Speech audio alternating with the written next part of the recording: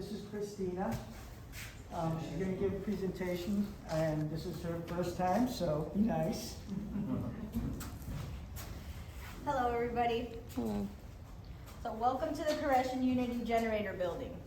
The building was built in 1908, and approximately 85% of the building is actually in its original condition still. Being over 100 years old, the building has stood through 6 major hurricanes. One in 1924, before they began tracking hurricane strain. Then Hurricane Donna, Category 4 in 1960. Hurricane Andrew, Category 5 in 1992. Hurricane Charlie, Category 4 in 2004. Hurricane Irma, Category 5 in 2017.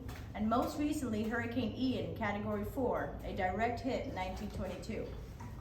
So back in Ian, when Ian hit, the Dom Polar Cottage was actually 4 feet underwater.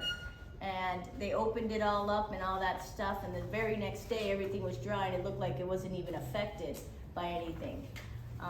Most of these buildings are actually built by the Florida Dade, what is it called here? Dade County Pine. Dade County Pine, sorry about that. And it's very, very dense wood. It can grow up to 100 feet tall. So that piece that he's passing around now is just a little sample of it. That wood, you're not allowed to harvest them anymore for building purposes and construction purposes. So they've been extinct in that way, but you will find these trees all over Florida. So now this big engine that you see here is a 1929 Fairbanks Morse 2-cylinder 80 horsepower engine that runs on diesel fuel. This is not the original engine that was here.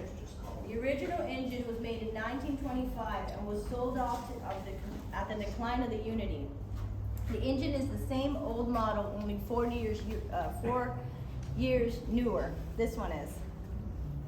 The engine was found by a group called the Florida Flywheelers on top of a canal in Belle Glades, Florida. It was broken and rusty and hadn't been used for years. The Flywheelers and park employees disassembled the engine and brought it back here, fixed it up, and rebuilt the machine that you see here today. It took over 5,000 man-hours to get the final product up and running. So the Koreshans used the engine to generate electricity and light about 50 buildings that were here in the settlement. In addition to providing electricity to local farmers for a fee, this was about 35 years before Florida Power Light. The Koreshans would start the engine up first thing in the morning and let it run all day.